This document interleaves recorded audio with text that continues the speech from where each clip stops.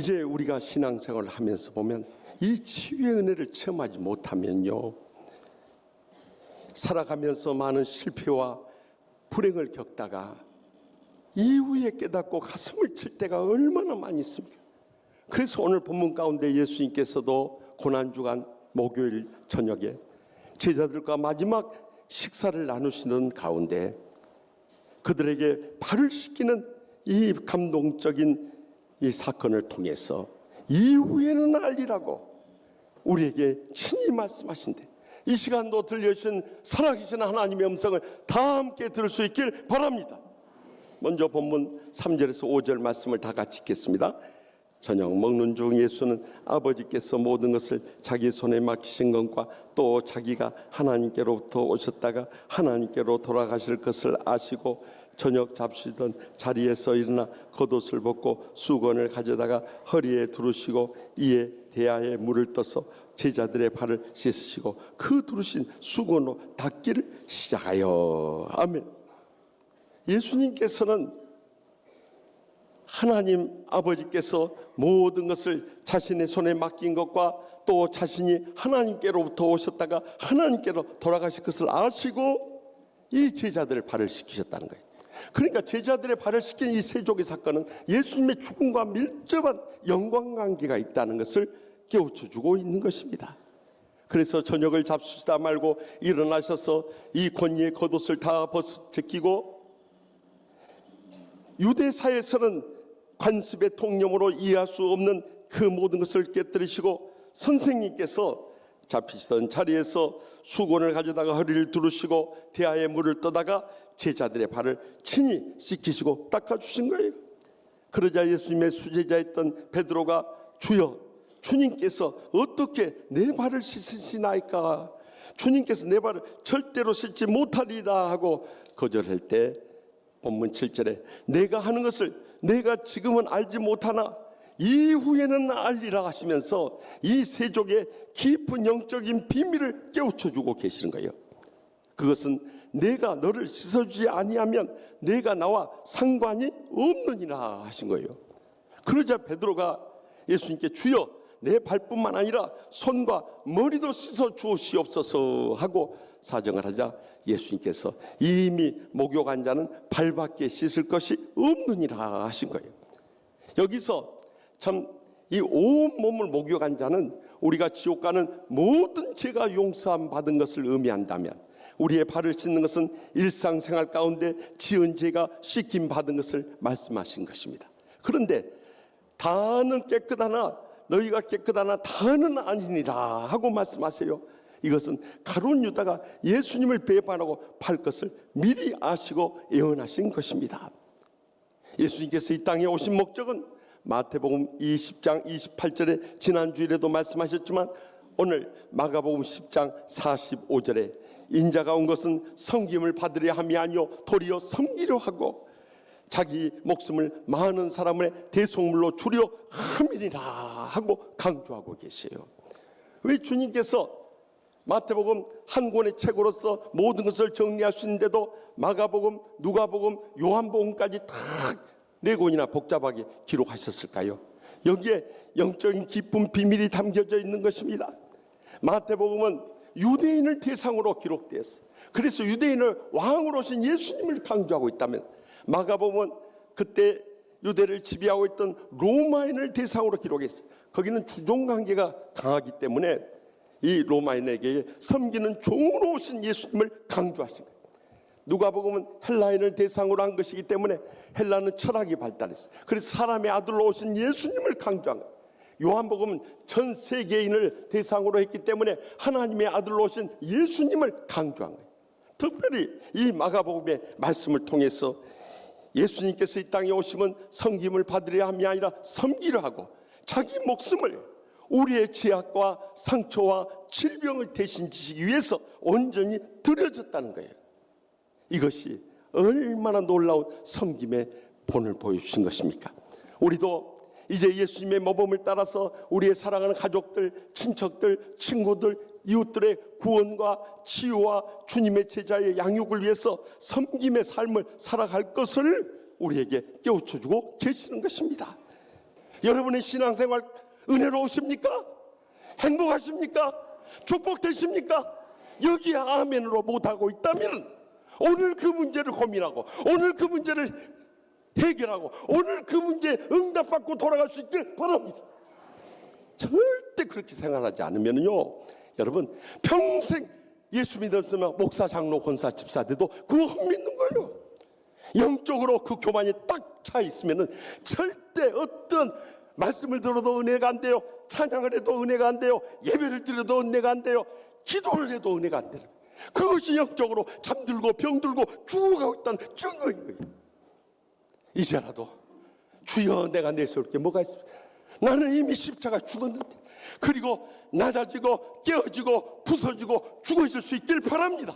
그럴 때 날마다 천국의 축복과 행복의 감격을 이후에는 알게 될 줄 확실히 믿습니다.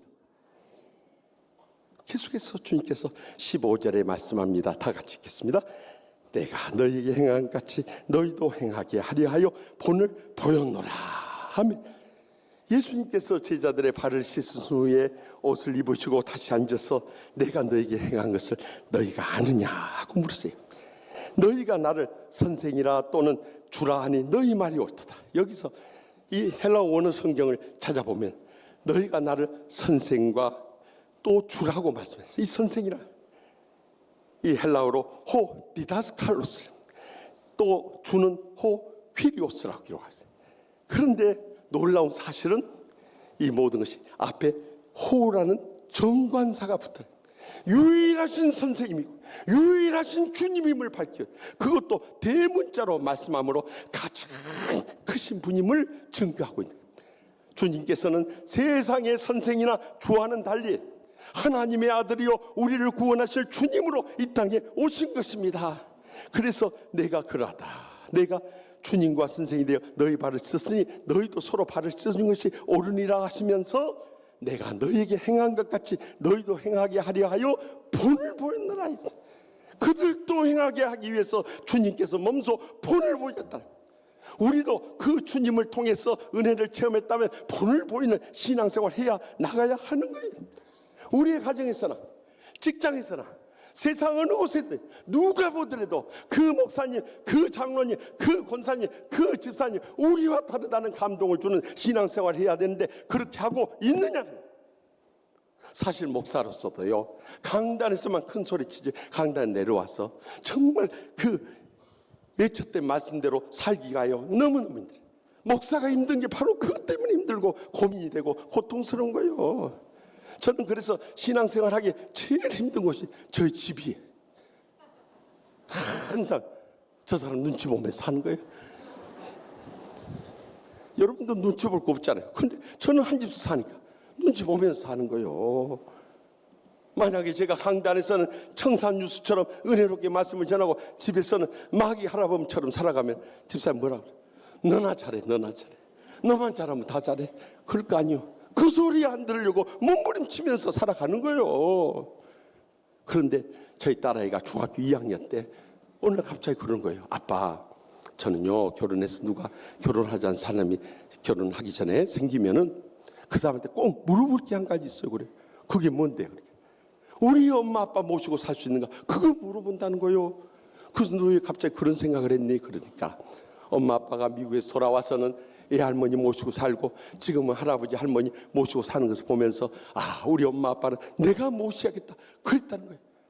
그래서 내가 그 소리를 듣고 얼마나 기쁘든지 그 마음 변치 말아라 그랬어요. 여러분, 꼭 자식이 우리를 선교사라기보다도 제가 감동을 받은 것은 우리 딸아이가 그래도 엄마 아빠에게 실망을 하지 않고 많은 것을 배우고 느끼고 깨달아가는구나. 그것이 감동이었어요. 저는 저희 집사람이나 저희 딸아이가 저에 대해서 칭찬할 때 제일 감동을 받고 날아갈 때 기쁜 것은 다시 태어나도 당신과 결혼할 거예요. 또 우리 딸아이가 아빠 같은 사람하고 결혼하고 싶어요 할 때 그때처럼 행복한 데가 없는 거예요. 근데 딴 남자하고 해버리더라고요. 여러분, 중요한 것은 우리가 아무리 잔소리하고 큰소리치고 또 폭력을 쓴다 할지라도 사람 절대 변하지 않습니다. 사람을 가장 감동적으로 효과적으로 변화시킬 수 있는 길은 늘 강조하지만은 캐나다 유명한 사회 심리학자 엘버트 밴두라 박사가 주창한 마들링, 다시 말하면 우리 모든 부모님들이, 우리 모든 신앙인들이 자녀들이나 주위 사람들에게 모범이 되어서 살아가는 거예요. 본인이 사는 것보다 더 감동적이고 효과적이고 풍성한 열매를 맺는 삶은 없는 것입니다. 그래서 바울사도도 고린도전서 4장 14절에서 16절에 내가 너희를 부끄럽게 하려고 이것을 쓰는 것이 아니라 오직 너희를 내 사랑하는 자녀같이 구원하려 하는 것이라. 그리스도 안에서 일만 스승이 있으되 아버지는 많지 아니하니 그리스도 예수 안에서 내가 복음으로써 너희를 낳았음이라. 그러므로 내가 너희에게 구원하니 너희는 나를 본받는 자가 되라 하고 있죠. 여러분, 사랑하는 가족들이나 주위 사람들한테 여러분은 저를 본받는 자가 되십시오, 이렇게 말하기가 쉬운 것이 아니에요. 그런데 그렇게 할 수 있는 비결이 어디 있으냐? 그 전에 나오는 말씀, 그들을 내 사랑하는 자녀같이 여기고 아버지와 같은 심정으로 살았기 때문에 그게 가능해요. 마지막으로 본문 16절에서 17절 말씀을 다 같이 읽습니다. 내가 진실로 너희에게는 종이 주인보다 크지 못하고 보냄을 받은 자가 보낸 자보다 크지 못하니 너희가 이것을 알고 행하면 복이 있으리라 하며, 주님께서 일상의 말씀을 하시다가도 강조하실 때 내가 너희에게 이르노니 하고 시작하셨어요. 더 강조하실 때 내가 진실로 너희에게 이르노니 하고 아멘 하고 말씀하셨어요. 그러나 가장 강조하실 때 내가 진실로 너희에게 이르노니 하고 강조했어요. 여기서도 주님께서 가장 강조하시면서 내가 진실로 너희에게 이르노니 하고 강조하고 계세요. 그 내용이 뭐예요? 종이 주인보다 크지 못하고 보냄을 받는 자가 보낸 자보다 크지 못하는 거예요. 인간 어느 누구가 주님보다 더 크고 더 낫고 더 잘할 수 있는 사람이 있겠느냐는 거예요. 그런 주님께서 내가 몸소 섬김의 본을 보여줬는데 너희가 이것을 알고 행하지 않으면 어떻게 되겠냐는 거예요. 너희가 이것을 바로 깨닫고 행하게 될 때 너에게 복이 있으리라 약속하신 거예요. 이제는 우리가 그 복을 누리며 살아갈 수 있길 바랍니다. 흔히 복에 대해서 이야기하면은 어떤 분은 그 복을 구하는 신앙은 기복신앙이다, 그것은 번영신학이다 하고 매도하는 사람들이 있어요. 저는 그런 사람들 보면 저분이 정말 어렵게 살아보지 못했구나, 그래서 저 입에서 저런 소리가 나오구나 하고 느껴져요. 여러분들, 정말 우리가 배고파 죽게 되고요, 병들어 죽게 되고요, 불행과 고통 속에 죽게 되어보세요. 하나님의 복을 얼마나 간절히 사모하며 갈구하게 되는지 모릅니다. 하나님 아버지, 저를 한 번만 살려 주시옵소서. 하나님 아버지, 저를 한 번만 고쳐 주시옵소서. 하나님 아버지, 이 문제만 해결해 주시옵소서 하고 간절히 부르지 않을 수 없는 거예요. 그러면 기복신앙과 이 번영신학과 복음신앙과 복음신학의 차이가 무엇이냐는 거예요. 기복신앙과 번영신학은요, 자기만 복받고 잘되기 원하고 자손들만 잘되고 복을 누리기를 원하고, 그리고 죽을 때 그거 자식들한테 다 물려주겠다는 사람, 이것은 기복신앙과 번영신학에 사로잡힌 사람들. 그러나 적어도 복음신앙과 복음신학에 사로잡힌 사람들은 주여, 주님과 고통당하는 이웃들을 위해서 이 복을 구하게 되고요, 이 복을 누리게 되고요, 이 복을 나누며 살아가게 되는 것입니다. 이것이 기복신앙, 번영신학과 복음신앙, 복음신학과 차이가 바로 결정적으로 여기 있는 거예요. 무엇을 위해서 그 복을 구하고 어떻게 사용하고 어떻게 영광 돌리냐, 이것이 결정적인 문제. 하나님 말씀 가운데 이제는 행하며 살아가면은 우리도 그 복을 누리게 되는 거예요. 그래서 장로교의 창시자인 존 켈빈 선생님께서 말씀하셨듯이 하나님께서 명령하시면 우리는 행하기만 하면 되는 거예요. 하나님께서 말씀 들으라 하면 우리는 나와서 듣기만 하면 되는 거예요. 하나님께서 말씀 지켜 행하라면 우리는 지켜 행하면 복이 되는 거예요. 하나님께서 감사하며 사랑하라면 우리는 감사하며 사랑하면 복이 되는 거예요. 하나님께서 원수라도 용서하고 섬기라면 우리가 용서하고 섬기면 복이 되는 거예요. 하나님께서 온전히 헌신하고 11조 띄어먹지 말고 온전한 11조 하라면 우리가 헌신하고 헌금하면 하나님께 복이 되는 거예요. 여러분, 다른 길이 없습니다. 왜 내가 그 복을 못 누리고 있는가? 왜 내 삶에 문제가 떠나지 않는가? 이제는 말씀 속에서 온전히 변화된 삶을 살아감으로 인해서 하나님의 복을 누리는 삶이 새롭게 회복된 것을 꼭 새롭게 알게 되고 깨닫게 되고 누릴 수 있길 바랍니다. 사실 저 자신도 참 전도사 시절에는 참 한때 잘 나가는 주의 종이었어요. 부족한 종이. 여러분 용서하고 들으십시오만은 제가 장로의 신학대학원 입학시험에서 2등으로 합격을 해서 3년 동안 성적 장학생으로 학교를 다녔습니다. 또 노량진교회 소년부 200여 명 하는 것을 600명까지 부흥시켰어요. 초등학교 5, 6학년 애들.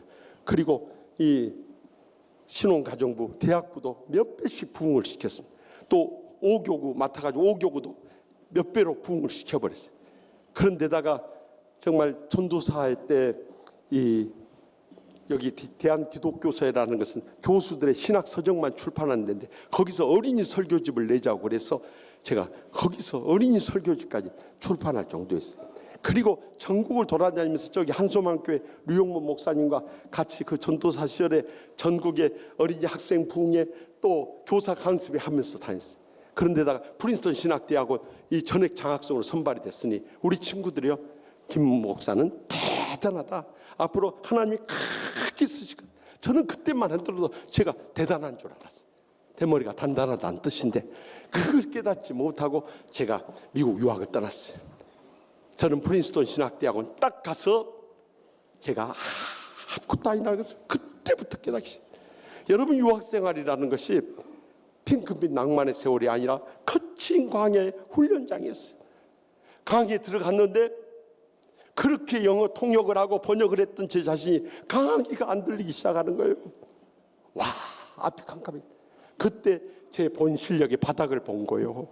그러니 그때부터 하나님 앞에 매어달리기 시작해요. 하나님 아버지, 내 힘으로는 걸 할 수 없어. 하나님 저에게 은혜를 베풀어 주시고 지혜를 더해주시고 능력을 더해주셔서 영어를 알아듣게 해주시고 공부할 수 있도록 주님 도와주시옵소서. 매어달리기 시작해요. 새벽에 일어나서 기도하고 학교 가서 강의 듣기 전에 기도하고 강의 끝나고 도서관에 가서 기도하고 저녁 먹으러 집에 들어왔다가도 기도하고 또 도서관에 또 가서 기도하고 또 돌아와서 잠자리에 들기 전에 기도하고 하여튼 하나님 앞에 매어달지 않고는 못 살겠다. 더욱이 저는 상담 치유학을 전공하다 보니까 병원에 가서 실습하는데 저를 지도하던 슈퍼바이저 목사님이 저를 아주 신랄하게 야단을 치는 거예요. 김 목사는 마음이 안 열려 있다는 거예요. 자신의 감정을 함께 나누질 않는다는 거예요. 나중에 급기야 제가 그렇게 안 됐어. 자기 기대했던 것에 못 미쳐서인지 한 번은 이 그룹 디스커션 하는 시간에 저를 보더니 그냥 얼굴 팍 있죠. 요 히포크리트 그래요. 이런 위선자 같으라고. 와, 저는요 노량진교회 리민신 목사님 밑에서 정말 사랑으로 성김을 배우고 저 나름대로 여러분들 아시다시피 제가 얼마나 사랑이 정이 많은 목사예요. 그런데 이런 위선자 같으라고 하는데 와, 평소에 안 들리던 영어도 왜 그런 때는 귀에 쏙쏙 들어와 버린지 얼마나 마음이 상처가 됐던지요. 제가 쉬는 시간에 화장실에 가서 수도꼭지 틀어놓고 주님 앞에 엎드려 하나님 아버지, 내가 그렇게 위선적인 목사입니까? 내가 왜 마음이 안 열렸습니까? 내가 깨어져야 역시 무엇입니까? 주님 저를 깨닫게 하시고 저의 심령을 열어주셔서 막 주님 앞에 울부짖기 시작했어요. 더욱이 한국에서 가져온 돈이 점점 떨어지니까 저희 집사람은 철물점 가서 일하고 저는 학교 식당에서 접시를 닦기 시작. 저희 부모님이 군에서 제일 가는 부자였어요. 저는 결혼하기 전까지 가정부 두고 여기 미국 서울에 와서 이 대학 생활을 보냈어요. 그런데 이 식당에 가서 백인 학생들, 흑인 학생들, 또 한국 학생들 카페 가서 다 식사 끝났습니까? 하고 물어가지고 그 접시 받아가지고 접시 닦기를 하는데 얼마나 서러움에 눈물이 나든지 그때 즐겨 불렀던 노래가 울려고 내가 왔나, 누굴 찾아 여기 왔나, 낯설은 타양 땅에 내가 왜 왔나, 그 노래가 절로 나가버려요. 나 그때부터 트로트가 가슴에 와닿아 버렸어요. 그런데 어느 날 주님이 저를 깨우쳐준 거야. 김 목사, 그 접시 좀 닦으면서 그렇게 자존심 상해. 한국에 있는 교인들은 그보다 더 밑바닥 생활하면서도 헌신, 봉사, 충성을 네가 그것을 몰랐느냐 하는데 하나님 아버지, 제가 우리 양떼들 너무 몰랐습니다. 제가 사랑받고 대접받고 존경받는 일만 받아왔어요. 하나님께서 저를 밑바닥에 내치는. 그러다가 시카고로 박사 과정을 공부하러 가서 이민 목회를 다니했는데, 저는 노량진교회 리민식 목사님 밑에서 천국과 같은 목회 훈련을 받다가 그 밑바닥에 지옥과 같은 곳에 떨어져서 목회를 하는데 얼마나 마음에 상처가 되든지 누구한테 말을 할 수가 없어요. 그래서 유일하게 제 마음을 쏟아놓은 새벽제단에 가서 기도하려고 하면 기도가 안 나와버려. 얼마나 상처를 받, 기도가 안 나와. 그래서 1시간이고 2시간이고 혼자 눈물고 흘리고 일어날 때가 한두 번이 아니었어요. 주님께서 저의 마지막 자존심까지 다 깨부수고 있었어요. 네가 죽어지지 않고는 네가 진정한 목회할 수 없고, 네가 영혼을 살 수 없고, 네가 하나님의 영광을 드릴 수 없고, 그것을 깨뜨리고 있어요. 7년 유학생활 마치고 돌아올 때 우리 친구들이 김 목사가 그 어려운 PhD 철학박사 학위까지 하고 또 목회도 몇 배 부흥시키고 금이 환영한다고 환영회를 열어줬어요. 제가 친구들 앞에서 그랬습니다. 지금처럼 눈물을 흘리면서 저는 여러분이 기대했던 그런 여러분보다 더 뛰어난 목사가 아니었습니다. 저는 마른 막대기만도 못하고 썩어는 구더기만도 못한 목사였습니다. 지금까지 하나님의 은혜로 살아왔는데 제가 그것을 깨닫지 못했습니다. 저는 미국에 가서 유학생활하고 이민 목회하면서 바로 그것을 깨달았습니다. 저의 모습이 야뽕나루에서 가장 힘쓰던 부분이 환도뼈가 깨어져서 절뚝발이로 이 야뽕나루를 떠나갔던 요셉 야곱의 모습이 바로 저의 모습입니다. 제가 눈물로 친구들 앞에서 그 고백을 했어요. 그리고 우리 치유하는 교회 와서 여러분의 사랑과 은혜에 힘입어서 20년이나 세월을 이렇게 은혜롭고 행복하고 축복받은 목사로 여러분 앞에 서 있는 거예요. 사랑하는 성도 여러분, 우리의 삶의 고통과 불행이 얼마나 많이 있어요. 삶의 좌절과 절망도 얼마나 많이 있어요. 그것이 바로 하나님께서 나를 연단하고 계시는 그 훈련의 과정이라는 것을 잊지 마시기 바랍니다.